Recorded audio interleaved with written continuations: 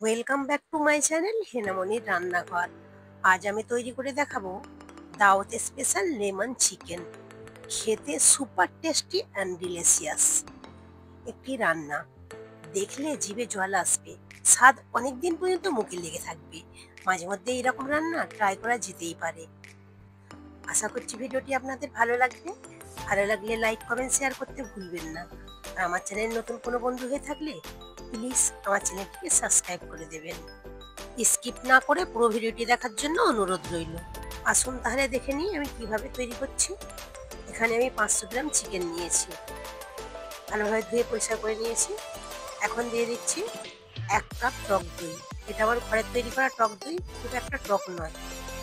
দিয়ে দিচ্ছি 1 টেবিল চামচ আদা রসুন বাটা এবং 2 টেবিল চামচ দিয়ে দিচ্ছি লেবুর রস এবং 1 চামচ দিয়ে দিলাম গোলমরিচের গুঁড়ো এবং 1 চামচ দিয়ে দিচ্ছি গরম মশলা এবং স্বাদ মতো লবণ দিয়ে দিলাম। এখন আমি সবকিছু মিশিয়ে নেব। এই রান্নাতে খুব একটা বেশি মশলা লাগে না, শুধু এইটুকুই মশলা লাগে। সবকিছু আমি খুব ভালো করে মিশিয়ে নিয়েছি। এখন আমি রেস্টে রেখে দেবো 1 ঘন্টার জন্য।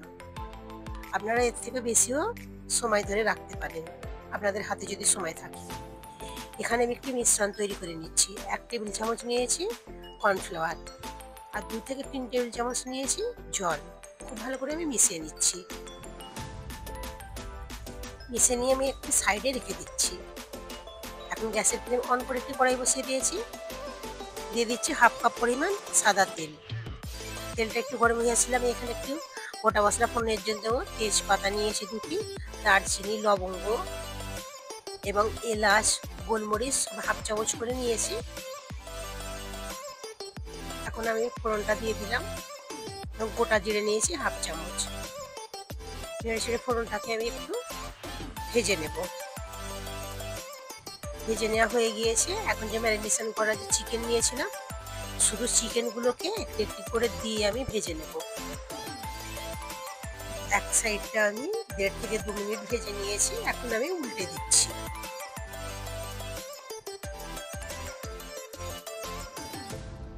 ঠিক এইরকম করে ভেজে নিয়েছি।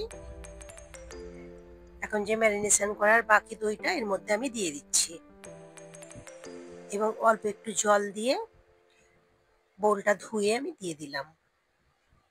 এই চিকেনের মধ্যে খুব একটা বেশি জল লাগে না, এইটুকুই জল যথেষ্ট। এখন আমি নেড়ে ছেড়ে মিশিয়ে নিচ্ছি। পুরো চিকেন এই দই এবং ওই অতটুকু জলের মধ্যেই সিদ্ধ হয়ে যাবে। এখন আমি কভার করে দিলাম এবং একদম লো ফ্লেমে রেখে 15 থেকে 18 মিনিট আমি রান্না করে নিয়েছি। 18 মিনিট পর আমি ঢাকনা খুলে নিলাম, আবার একটু মিশিয়ে নিচ্ছি। এখানে চিকেন সম্পূর্ণ সিদ্ধ হয়ে গিয়েছে। এখন দিয়ে দিচ্ছি 1/2 চামচ গোলমরিচ গুঁড়ো।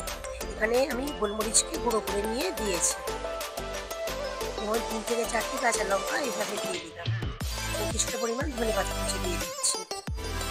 আবার একটু মিশিয়ে নেব।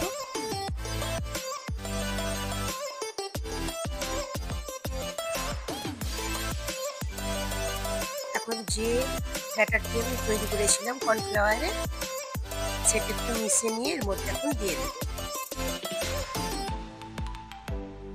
এটা দেওয়ার কারণে গ্রেভিটা একটু ঘন হবে। আবারও নেড়ে চেড়ে মিশিয়ে নিচ্ছি। এখন দিয়ে দিচ্ছি একটি লেবু, এইভাবে আমি স্লাইস করে কেটে নিয়েছি। এই লেবুর টুকরো একদম শেষ মুহূর্তে দিতে হবে। এখন কয়েক সেকেন্ডের জন্য আমি ঢাকা দিয়ে নিলাম এবং ঢাকনাটি খুলে আপনাদের দেখাচ্ছি। রান্নাটি আমার রেডি হয়ে গিয়েছে। দেখেই জিভে জল আসবে আর খেতে তো অসম্ভব মজার। আপনারা বাড়িতে হলে একবার হলেও ট্রাই করে দেখতে পারেন। এই রান্নাতে কোনো জলের ব্যবহার আমি করিনি। যে পরিমাণে আমি তেল ইউজ করেছি, আপনারা চাইলে তেলটা একটু কমিয়েও রান্না করতে পারেন। টেস্টে কোনো তেল হবে না। আমরা যে রেগুলার বেসিসে যেসব রান্না করে থাকি, সেই রান্নার থেকে এই রান্নাটি একটু আলাদা এবং এর টেস্টও সম্পূর্ণ আলাদা।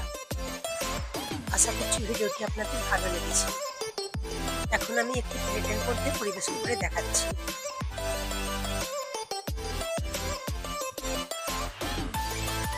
চিকেনটা কত সুন্দরভাবে গলেছে।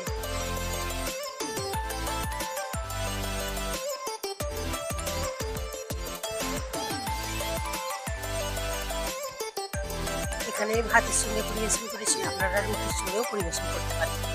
রুটির সঙ্গেও দারুণ খেতে লাগে। আবারও দেখাবে অন্য কোনো রেসিপি নিয়ে। Thanks for watching.